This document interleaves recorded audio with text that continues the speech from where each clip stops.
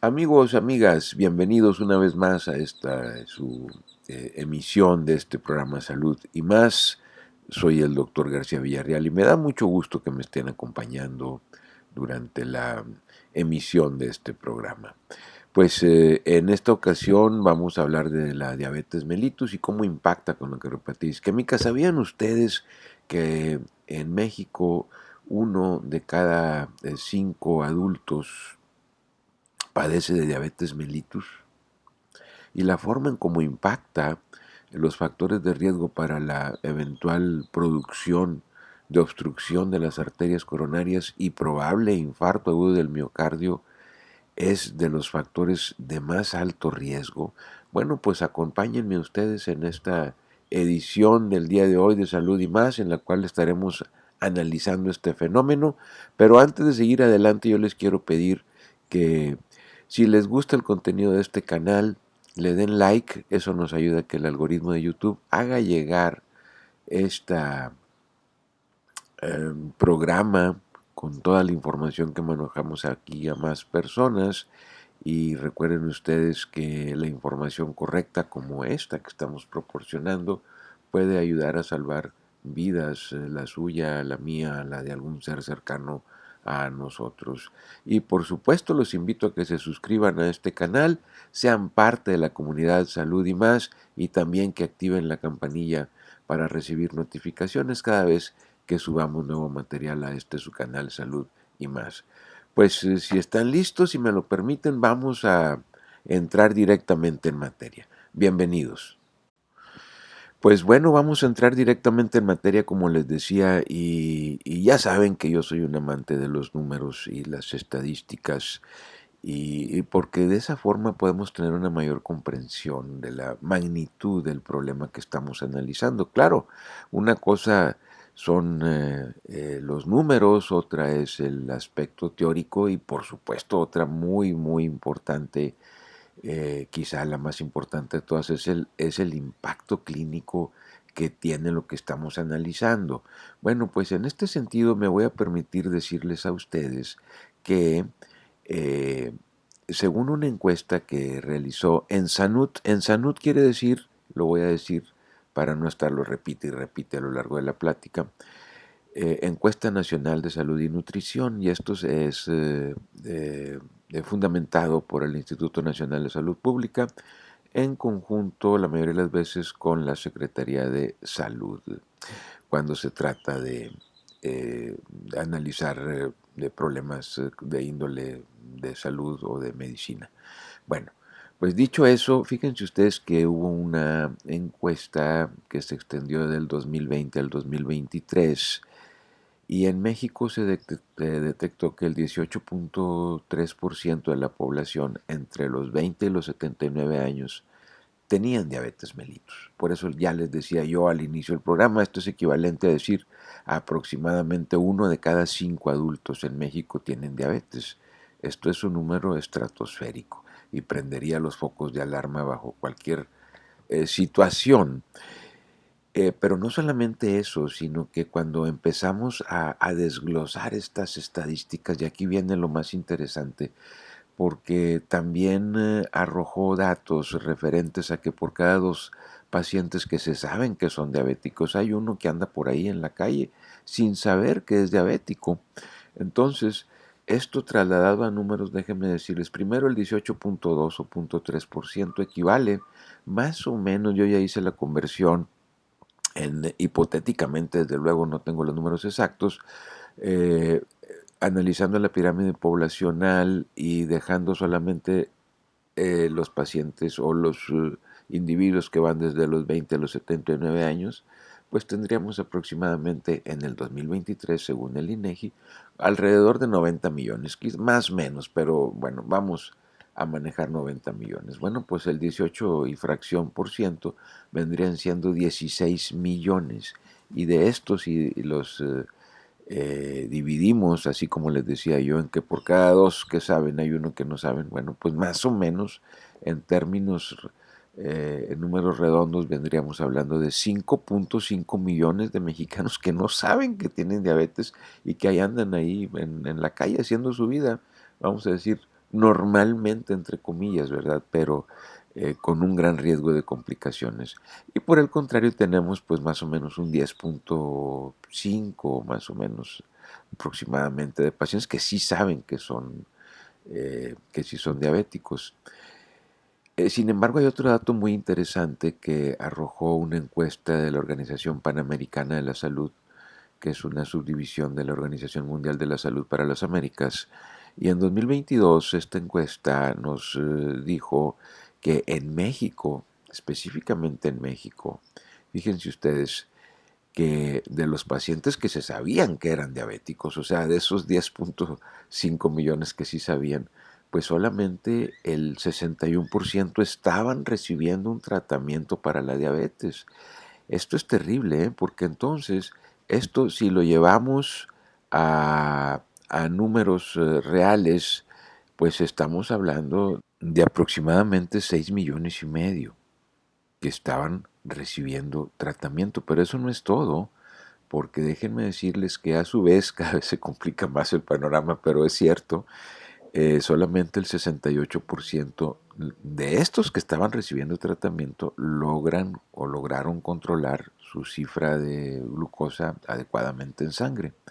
Entonces, esto ya trasladado a números reales como tal, pues estaríamos hablando de que de los 16 millones iniciales que habíamos dicho de pacientes que tienen diabetes, pues solamente 4,5 millones van a estar controlando adecuadamente la cifra de glucosa en sangre correctamente. Pero hay 11,5 millones aproximadamente, hay 11,5 millones que andan totalmente descontrolados o sin saber que son diabéticos. Entonces, eso es muy preocupante porque eso tiene una repercusión tremenda a la hora de actuar como factor de riesgo para la producción de cardiopatía isquémica, porque entre más descontrolado esté el problema, pues tiene un mayor impacto. Bueno, pues como yo siempre les digo, esta no es una exposición académica, ni mucho menos. Yo tampoco soy diabetólogo, ni soy médico internista, ni endocrinólogo, y no vamos a manejar aquí cuál es el tratamiento específico para la diabetes mellitus. No, esa no es la idea. La idea de esta presentación, vuelvo a insistir, es concientizar a la audiencia de que existe un factor de riesgo de los más peligrosos, de los más importantes para la producción de cardiopatía isquémica y que es precisamente la diabetes mellitus.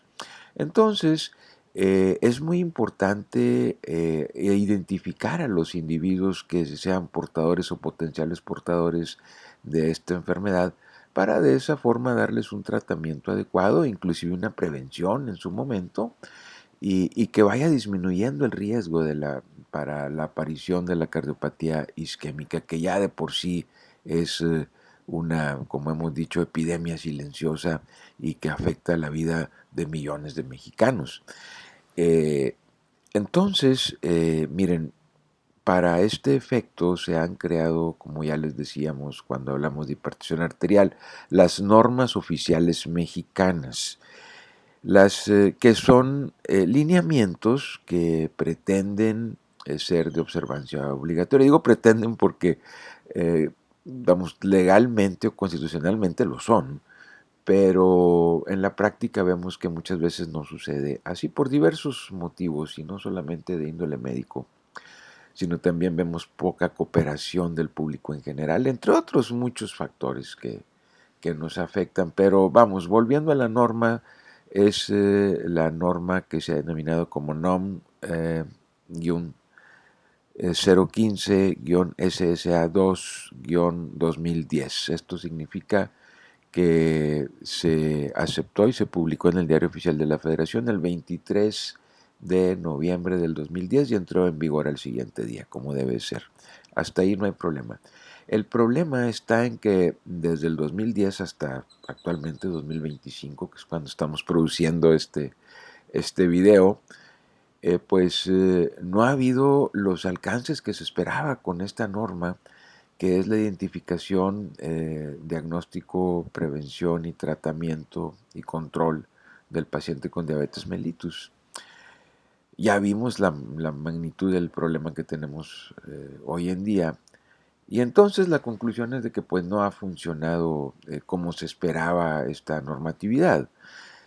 Déjenme decirles como quiera en qué consiste esta norma oficial mexicana y básicamente recomienda el screening, es decir, el tamizaje o la investigación en general de diabetes mellitus en la población a partir de los 20 años de edad. Para esto se recomienda que todo individuo a partir de los 20 años en adelante acuda cuando menos una vez al año a la consulta para que el médico le realice exámenes de sangre relativos a glucosa en ayunas y o hemoglobina glucosilada y dependiendo de ahí pues establecer o no si tiene diabetes mellitus o definitivamente lo descartamos.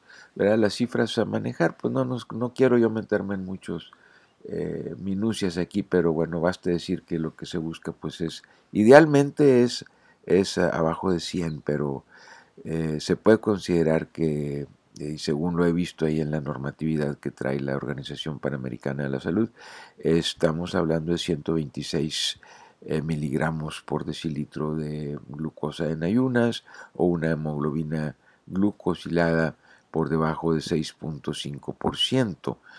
Si es así, bueno, pues si tiene estos valores menos de estos, pues se puede catalogar que no tiene problema el paciente. Claro, habrá quien me va a decir, bueno, que existe el prediabético, en fin, no nos vamos a meter en esos detalles. Estamos solamente descartando que sea diabético el paciente o que no lo sea. Entonces, dicho esto, pues ya aquí se hace el screening. Si sale negativo, bueno, pues qué bueno, y entonces al año se le da otra cita y así sucesivamente.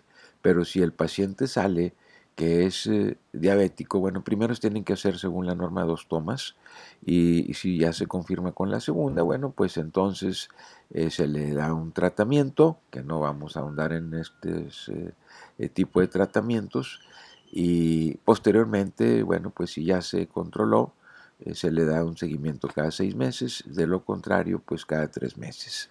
Así más o menos funciona esta norma oficial mexicana y todo médico, sobre todo en primer y segundo nivel, debe de ofrecer al paciente este tipo de estudios o cuando menos recomendar o sugerirle al paciente que se realice este tipo de pruebas de tamizaje para descartar o en su caso corroborar que el paciente tiene diabetes mellitus. Sin embargo, tenemos que reconocer que pasa algo muy similar a lo que ya platicábamos con la hipertensión arterial y en muchas ocasiones, no quiero decir la mayoría de las veces, pero en muchas ocasiones pues no se cumple esta normatividad siendo que es de observancia obligatoria por una serie de circunstancias y muy diversas, me las quiero imaginar cada una de ellas, pero es imposible.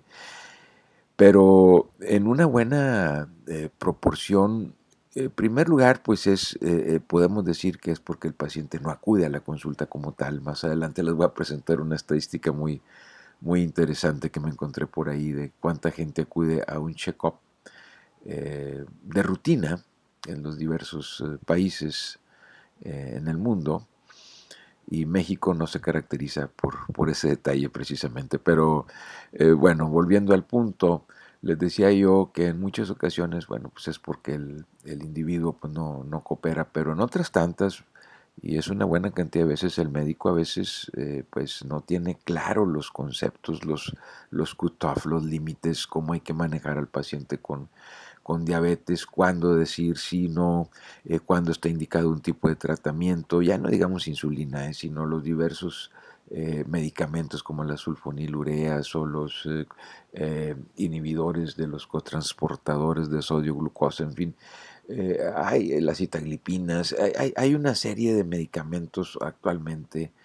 Hoy existe una gran cantidad de medicamentos para manejar el paciente con diabetes, pero pues si esto no se hace como se debe de hacer, pues entonces los resultados pues no son los que queremos o los que estamos esperando.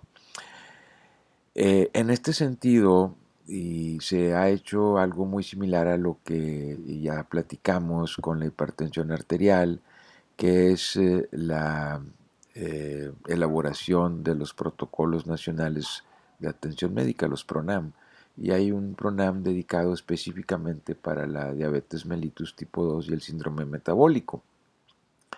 Ya veremos más adelante qué es específicamente el síndrome metabólico, pero ahorita estamos concentrados en diabetes mellitus. Y claro, no quiero que se me pase comentarles, ¿verdad?, que es uno de los factores de riesgo, ya les decía, más importantes, pero ya hablando en números, pues esto triplica de entrada. Ya el ser paciente diabético, esto ya aumenta tres veces la posibilidad, así per se como tal, de tener cardiopatía isquémica y probable infarto agudo del miocardio. También vemos lo que ya comentábamos en la presión arterial, que conforme se van sumando los factores, por ejemplo, por ahí me encontré estadísticas que dice, bueno, en México aproximadamente arriba del 60%, entre el 60 y el 70%, o sea, de cada 10 estamos hablando de que 6 o 7 personas tienen hipertensión arterial. Entonces, fíjense, casi más de la mitad, o sea, 6 o 7 de cada 10 diabéticos tienen hipertensión arterial. Y la conjunción de estos dos factores, pues ya no fue 3 veces más, ya se va hasta 4 o 5 veces más la posibilidad de desarrollar cardiopatía isquémica. Y por ejemplo, si hablamos de hiperlipidemias, o sea, de alteraciones en el colesterol, pues esto es todavía un poco más alarmante o un muy alarmante, aunque no encontré cifras específicas de México, pero en general en el mundo se habla de que arriba del 90%, hay quien dice que 95 o 96% de los pacientes con diabetes tienen alteraciones en los lípidos, en el colesterol. Y la conjunción también de estos dos factores, pues igual aumenta hasta 4 veces o 5 veces, pero lo más preocupante es de que se pueden sumar estos, o sea, hay pacientes que son diabéticos, que tienen hipertensión y que además tienen alteraciones en los lípidos. No tengo el porcentaje de cuántos cumplen con estos tres factores, pero el conjuntar estos tres factores, pues ya estamos hablando de que son 6 veces más, 7 o hay quien dice que hasta 8 veces más la probabilidad de desarrollar obstrucción de las arterias coronarias. Entonces sí es un problema muy grave y que créanme lo que es bastante frecuente en México, en los pacientes diabéticos. Esta serie de protocolos nacionales de atención médica y en este sentido, aquí mismo, como pueden ver ustedes, las que ya vimos de la presión arterial sistémica, diabetes tipo 2 y síndrome metabólico, vamos a hacerle un clic para que vean ustedes la infografía, aquí la tenemos. Y realmente estos programas son maravillosos porque concentran pues todo lo que tiene el médico que saber, insisto, el médico, si esto se lo dan a un individuo que no es médico, pues no le va a entender y pues no le va a ser de utilidad. Lo que sí es que, por ejemplo, esto pues es un compendio, es una mini guía, es un executive summary, es un sumario, es un resumen así muy condensado de las más actuales, en las guías clínicas. Y que aquí está todo lo que hay que saber, ¿verdad? Los valores normales, cuáles son las metas que se debe de perseguir en el escrutinio, en el screening del paciente que estamos, o del individuo que estamos analizando, los valores meta que tenemos que alcanzar, ya sea hemoglobina glucosilada, la glucosa en ayunas. Obviamente esto pues se acompaña siempre de un escrutinio, ya les decía, de las dislipidemias, porque pues son bastante frecuentes. El paciente diabético tiene que manejar solamente, así como información muy superficial, se los voy a decir, el colesterol de baja densidad idealmente es abajo de 100 miligramos por decilitro. Si tiene algún otro factor de riesgo cardiovascular o ya se sabe que tiene cardiopatía isquémica, pues, y si es de alto riesgo, pues se considera que hasta inclusive debe de ir abajo de 70 miligramos, o hay quien dice que de 50 o 55 miligramos por decilitro. La presión arterial puede estar por debajo de 130, 80 milímetros de mercurio. En fin, no voy a ahondar mucho en esto, pero aquí pues sí, efectivamente viene todo, imagínense aquí ya le manejan inclusive ahí cierto tipo de medicamentos, las sulfonilureas, en fin, la metformina, todo esto, si se alcanzó la meta, si no se alcanzó, cómo se va aumentando el tratamiento, para las estatinas también, a partir de cuándo se utilizan en intensidad moderada o en alta intensidad, si alcanzó o no la meta, si agregar ese timiba o no, en fin, etcétera, etcétera. La verdad es que están muy completas estas, esta infografía, y claro, aquí viene la descripción ya más detallada. Insisto, no nos vamos a meter en detalles, pero la verdad es que está genial. Insisto, estos son documentos para los médicos, pero esto pues sin lugar a duda va a tener una repercusión importante, porque gran parte de la problemática es precisamente porque el médico no está llevando en una forma adecuada la norma oficial mexicana. Entonces mi impresión es que estos PRONAM salen como resultado pues de esa deficiencia que estábamos viendo y que está impactando terriblemente la vida de los mexicanos. ¿Y qué más les puedo decir? Pues ya aquí hay otras recomendaciones, ¿verdad? Que pues ahorita por lo pronto, por cuestión de tiempo, no vamos a ahondar en esto.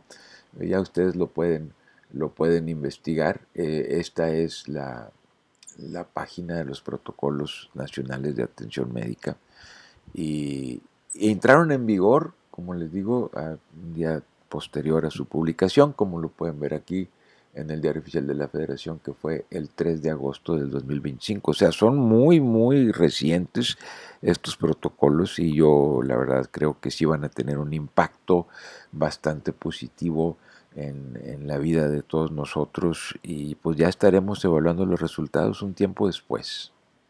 Pues amigos nuestros, de esta forma estamos llegando al final de este programa. Creo que queda claro que la diabetes es uno de los factores de riesgo más importantes, más impactantes.